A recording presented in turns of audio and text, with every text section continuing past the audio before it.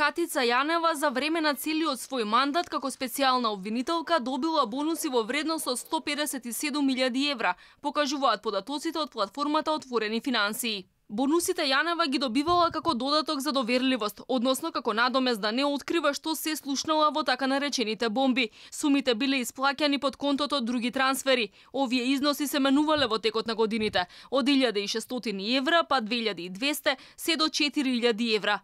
Трансферите не биле редовни, но таа по овој основ била исплатена вкупно 46 пати. Овој додаток е дел од законот за СЈО, а одлуката за неговата висина ја носела самата Јанева, односно самата си одредувала колкав додаток ќе добие.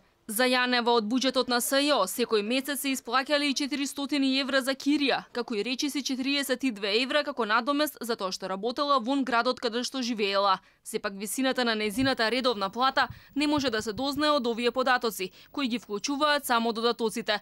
Јавноста до ден денес не знае колку точно изнесувала незината редовна плата. Јанева во неколку наврати одби да одговори на ова прашање, а обвинителството дел од примањата ги класифицираше како таен податок. Се шпекулираше со суми од 3.500 до 4.000 евра.